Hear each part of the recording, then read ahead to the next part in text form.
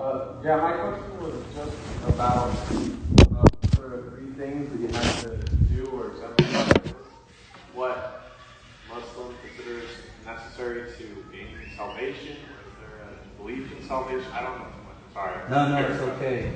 Is that what you need to do to gain salvation to Muslim? No. Or what is it that, like, what's your pattern of salvation? No, that's an excellent question. Thank you for that.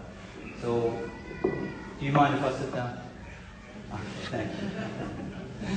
So, the question is a wonderful question because it's something that we often don't discuss in Islam.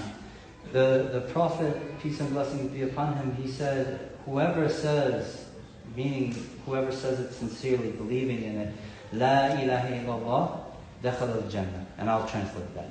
Whoever says, meaning whoever believes in the bottom of the heart that there is nothing worthy of worship other than the one true God, will enter into the garden. And so for the Muslim, salvation is a matter of faith. Right? It's strictly a matter of faith. And so we believe that we will enter the garden by God's mercy, by God's grace, not by our deeds. Not by our deeds. Now our deeds, what's the importance of our deeds? Well, first of all, our deeds are what exposes us. And I've said this several times in the talk because I was alluding to it even though I didn't say it.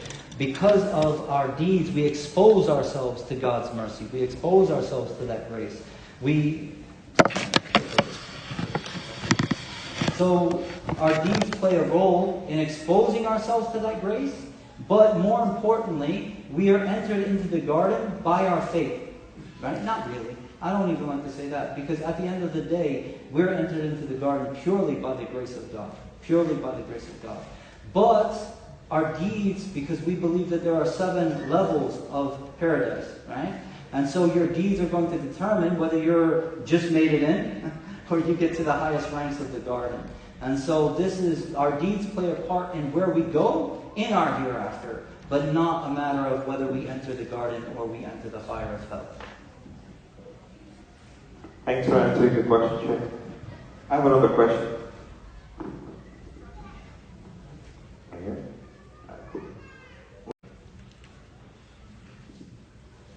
So you mentioned that you don't get to heaven for salvation by deeds, by the mercy of God.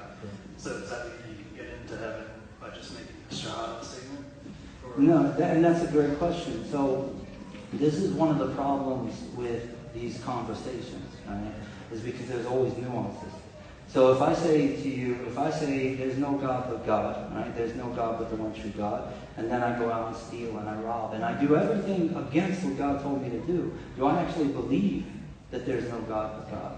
And the reality is that did I get rid of the idol? Because one of the greatest idols that we have is our own ego. And so when we do what we want, disobeying God because we want to do what we want, right? Then we don't have that saying, La ilaha illallah. We have, there's God, and there's also me. There's also my desires, there's my wants. And so really Islam is a way of purifying yourself out of those things and turning to the one true God. So it is a matter of saying it, but saying it enters a person into Islam.